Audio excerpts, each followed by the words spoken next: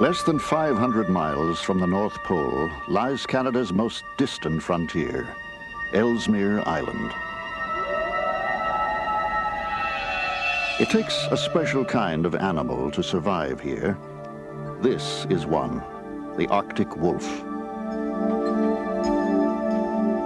These hunters of the high Arctic have little fear of man. They roam this frozen wilderness beyond reach of the superstition, hatred, and mistrust we have heaped upon their kind.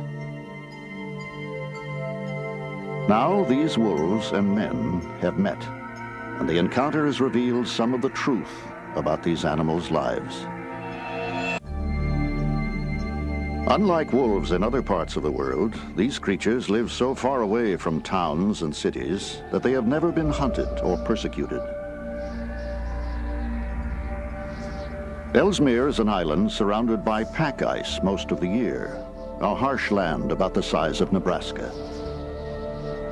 Passion for wolves would dream of tracking them into this desolate land. One such person is photographer Jim Brandenburg. He has been here before on assignment for National Geographic magazine. Now the wolves have lured him back. Wolves have always been a favorite animal of mine, and I suppose one of the reasons they're my favorite animal is because they're so intelligent. That intelligence makes it nearly impossible to film them in a more conventional place, say in the forested areas. And for some reason, these Arctic wolves have got a quality about them where they tolerated us very well, and it became clear that it would make a wonderful story.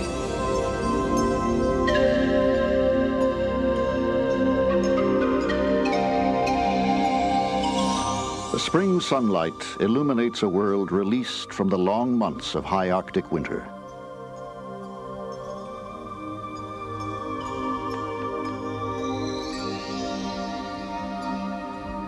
The polar bears patrol once again, but they are little threat to the wolves here, since they rarely move far from the sea. The wolves are more likely to chase them, according to Dave Meach, a wolf biologist with 30 years' experience.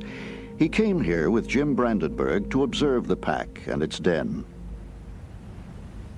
It was a dream come true for me to finally get to Ellesmere Island. I'd known about the wolves there for about 20 years, but I never thought I'd ever have a chance to work with them. Everywhere else in the world, wolves have been so persecuted that they're extremely afraid of humans, and one can't get close enough to them to watch them. But this area is so remote, they're basically unafraid of humans.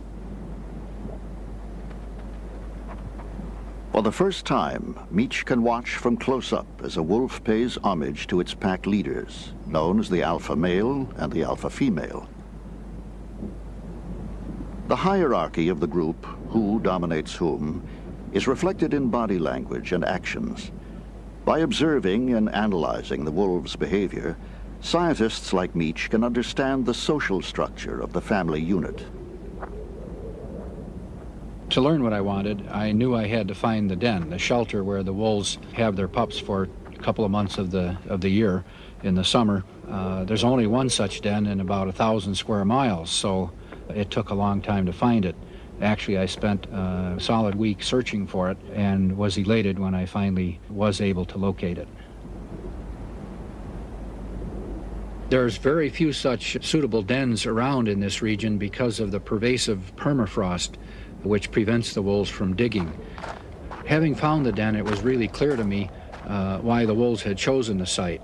It was a beautiful rock cave at the end of a long ridge overlooking a wide valley with a stream flowing down the middle, and the wolves could look out in every direction for many miles. What Dave and Jim are about to observe and film in the short Arctic summer would give them a unique experience. They knew they had the possibility of living in the midst of this wild pack, almost becoming part of it. They found themselves amazingly close to Mom, as they called her, as she took her pups out, probably for the first time. These were not the mindless killers of fiction and fable. Finally, the men could begin to record the real story of these animals. Filmmaking is an involved process.